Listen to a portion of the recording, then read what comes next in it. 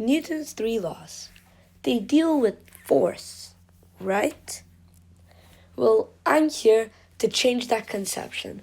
Today, I'm going to be showing you how momentum is deeply ingrained within Newton's three laws and, in fact, could be a better explanation of each of these three.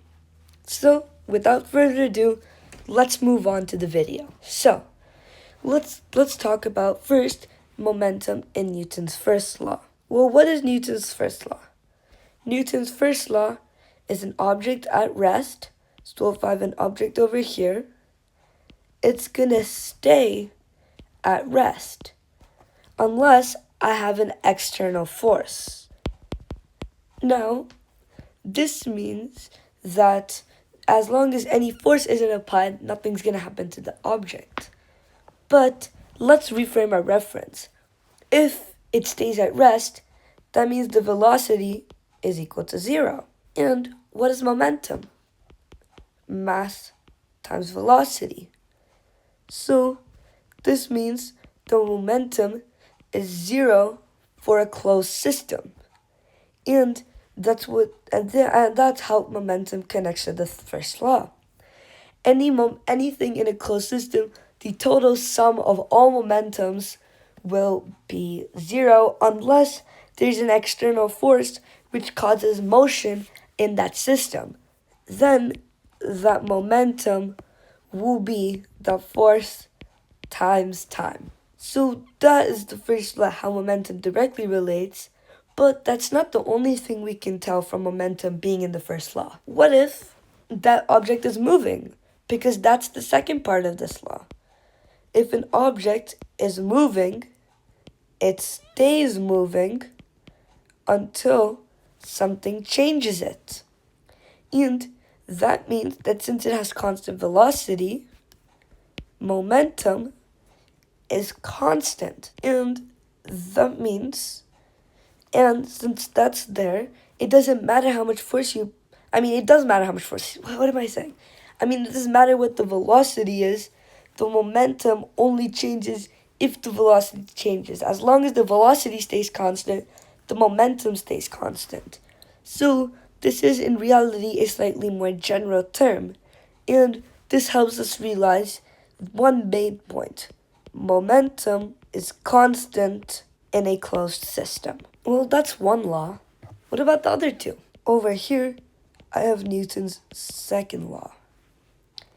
Newton's second law is, of course, the very famous force is equal to mass times acceleration. Now, in my intro to momentum video, I discussed talking about how momentum is the actual original statement of the law, so I'm not going to spend too much time.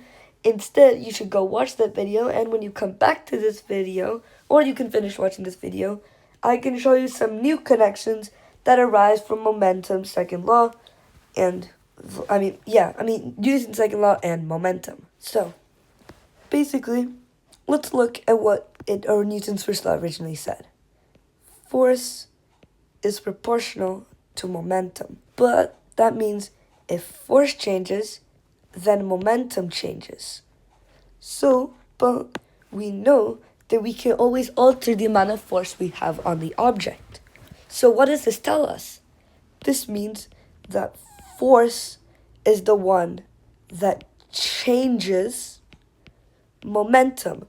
And that's what's insanely important. They're not just related. One directly changes the other. So now we know the force changes the momentum.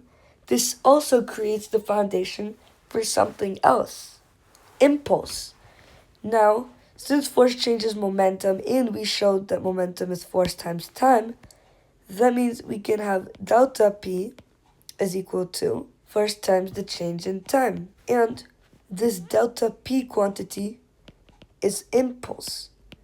So in reality, Newton's second law is what causes the quantity as impulse to be defined and what tells us that force is the one that changes momentum and force is the one that does the action, as that's why some textbooks sometimes refer to force as action, and that now proves how the cause and effect relationship of these two quantities. So that's 2 out of our 3 laws covered. Let's now cover the third law. Alright, let's start by saying, what does Newton's third law say? Well, it says that for every action, there's an equal and opposite reaction.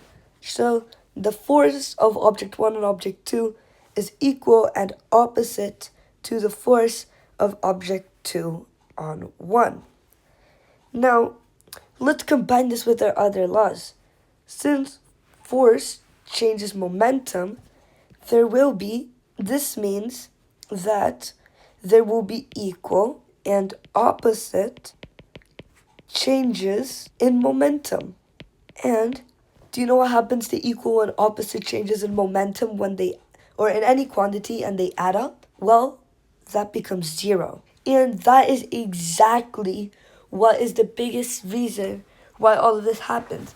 Because the third law proves that initial momentum is equal to final momentum, and which is basically conservation of momentum.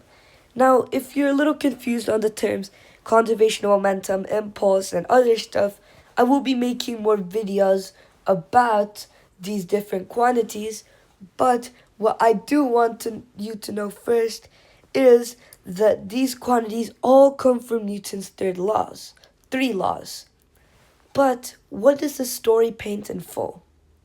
Well, this basically shows that the fundamental quantity of all motion is momentum, not force, not acceleration, not velocity. Momentum. And force is what changes it, and everything in this universe is governed by it being conserved. So, that's really about it for this video. I hope you learned something new from this video. Thank you so much for watching. See you in the next one, and bye-bye.